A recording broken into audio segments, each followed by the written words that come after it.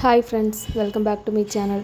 இன்றைக்கி நம்ம சேனலில் பார்த்திங்கன்னா இன்ஸ்டண்ட்டாக ரெடி பண்ணுற மாதிரி ஒரு ஸ்வீட் ரெசிபி தான். இது பார்த்திங்கன்னா நமக்கு வந்து ரெண்டே பொருள் இருந்தாலே போதும்.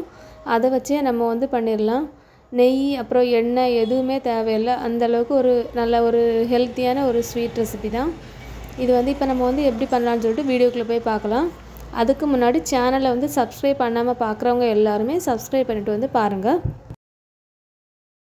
ஃபஸ்ட்டு நம்ம வந்து இதுக்கு ஒரு அரை கப் அளவுக்கு நான் வந்து பச்சை நிலக்கடலை தான் எடுத்திருக்கேன். கப் அளவுக்கு நாட்டு சர்க்கரை, அப்படி இல்லைனா நீங்கள் நார்மல் சர்க்கரையாக இருந்தால் அதை எடுத்துருங்க. இது வந்து பார்த்திங்கன்னா நம்ம வந்து வறுத்த நிலக்கடலையாக இருந்துச்சுன்னா நீங்கள் வந்து வறுக்கணும் அந்த மாதிரி எதுவுமே இல்லை. அப்படி இருந்துச்சுன்னா நீங்கள் லைட்டாக வந்து அடுப்பில் போட்டு சூடானதுக்கப்புறம் நம்ம எடுத்தால் போதும். ஆனால் வந்து இந்த பச்சை நிலக்கடலையாக இருந்துச்சுன்னா நீங்கள் அடுப்பில் போட்டு சிம்மில் போட்டு நல்லா வறுத்து எடுத்துடுங்க. இது வந்து வறுபட்டு வர்றதுக்கு கொஞ்சம் டைம் ஆகும். நம்ம வந்து அப்பப்போ வந்து மிக்ஸ் பண்ணி விட்டுட்டே இருக்கணும்.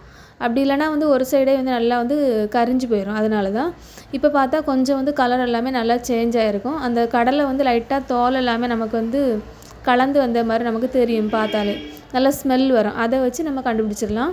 இப்போ இது வந்து அடுப்புலேருந்து ஆஃப் பண்ணி எடுத்துகிட்டு ஒரு பிளேட்டில் எடுத்து வச்சுட்டு நல்லா ஆற வச்சுருங்க. ஆறுனதுக்கப்புறம் நம்ம வந்து தோலெல்லாம் இப்படி எடுத்துக்கிடலாம். இந்த மாதிரி கையை வச்சு நல்லா வந்து க்ரஷ் பண்ணி எடுத்துவிடுங்க. எடுத்துகிட்டு அதுக்கப்புறம் பார்த்திங்கன்னா நம்ம வந்து இந்த தோலை வந்து தனியாக வந்து எடுத்துடலாம்.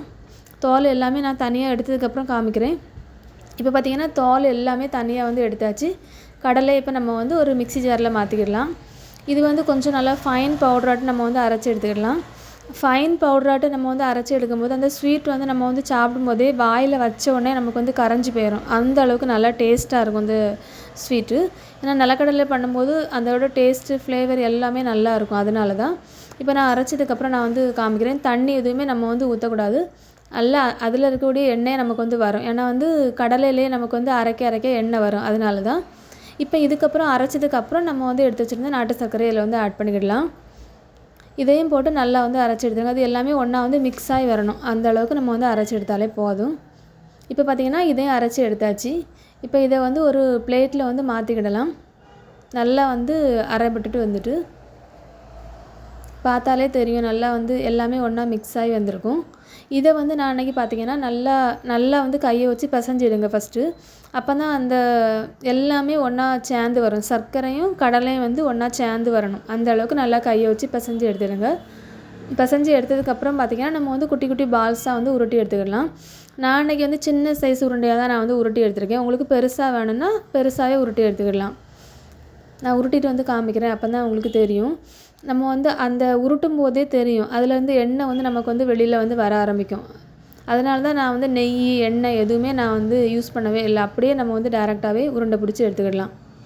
இப்போ பார்த்திங்கனாலே தெரியும். நல்லா வந்து பார்க்கவே நமக்கு வந்து எண்ணெய் வந்து அதிலேருந்து வந்தது வந்து தெரியும்.